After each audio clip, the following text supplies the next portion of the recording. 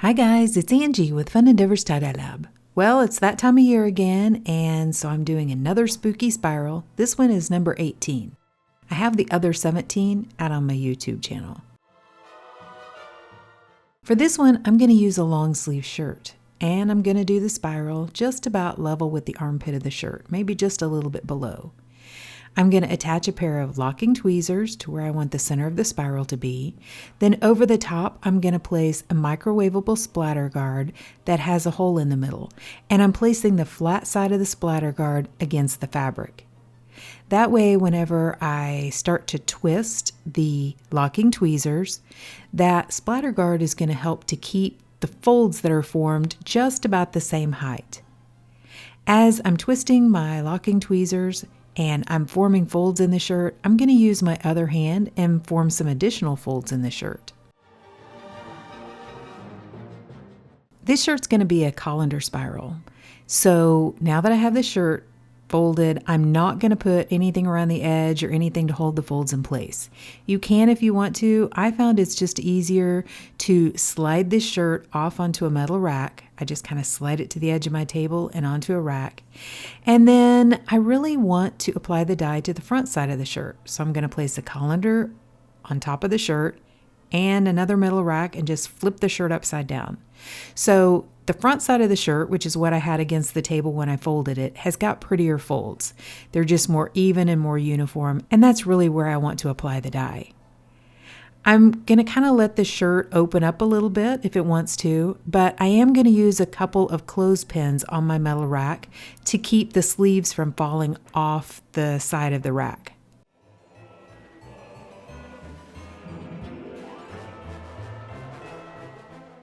So before I apply the dye, I used a washable marker and I divided my shirt into 3 sections because I'm going to use 3 different colors of dye. The 3 different colors of dye that I'm going to use also don't blend very well together. So in between each of the colors on the lines that I drew on the shirt, I'm going to apply some Raven from Dharma Trading Company. In this case, I'm going to use an orange, a lime, and a purple. And if you mix any of those colors with another one of those colors, you're probably going to get some brown. And I don't really want a bunch of brown on the shirt, so that's the reason why I'm applying the black dye on the lines to kind of separate those colors. In one of the sections, I'm applying Dusty Orange from Pro Chemical and Dye. In the next section, I'm going to use Key Lime from Dye Spin.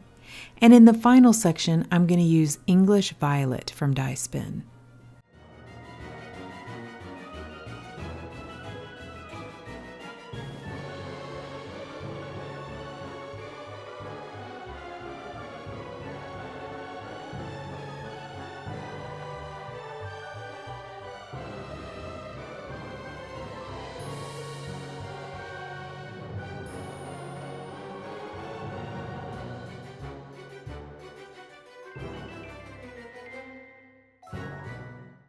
After I have the dye on the shirt, I'm going to add an additional sprinkle of dry soda ash over the top. And then I found that the easiest way to apply the dye to the top of these colander spirals is to get another colander exactly like the one that the shirt is on, fill it with ice, and gently place it on top. That way, it just seems to be much more stable. I've tried other setups and I saw Scott Walker from Rad Dyes do this and it works perfectly. So this is the setup that seems to be the most stable for me. Then I'm going to place the shirt aside and allow that ice to melt. And after the first colander of ice melted, I came back and I checked the shirt and I did have some undissolved dye left on top. But I had an area of the orange, which was really close to the center of the spiral, that looked very, very light, like almost white. So I went ahead and added a little bit more dye in that area and then filled up another colander partway full of ice and placed it on top to allow it to melt as well.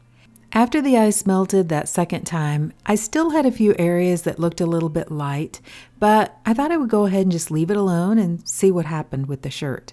So I allowed the shirt to process for 48 hours before I began rinsing it. And to rinse it, I started rinsing in cold water to rinse out the soda ash. Then I warmed the water up to hot, and I continued rinsing in hot water to try to rinse out the excess dye that didn't bond with the fabric. Instead of rinsing for a long time, I decided to soak the shirt. So to do that, I ran some really hot water in my utility sink, added some Blue Dawn dish soap to the water, placed the shirt inside, and just allowed it to soak. When the water cooled off, I changed it out, and I continued that soaking process until my water was remaining almost clear. Then I placed the shirt along with some Dharma's professional textile detergent into my washing machine, and I washed it using a hot water cycle. Okay, so this shirt has been washed, dried, and ironed, and let's see what it looks like. Okay, so what do you guys think? So I'm really not super happy with my saturation. I was expecting a few lighter colors because, like I said, it looked pretty light in a few areas. I got great color saturation with the purple, but the orange and the lime could have been much better. As far as my black goes, I used this Raven on another Spooky Spiral, the Spooky Spiral 17, and I had the same problem with that shirt as I did with this one. The color I think is just old. My dye must be old because on this shirt, one of my Raven lines is blue and the other one is gray. So I do know that black split, so they're not like pure black as if you were using it as a liquid, but it shouldn't look like this. I've used Raven Black before on many ice dyes, and it's darker than it is on this shirt. So I was kind of already, prepped for that because I did these shirts at the same time. So, that's not a surprise. The orange is a little bit of a surprise though. I've used dusty orange before and I've never really had it this light. I'm not entirely sure what the problem is with that one.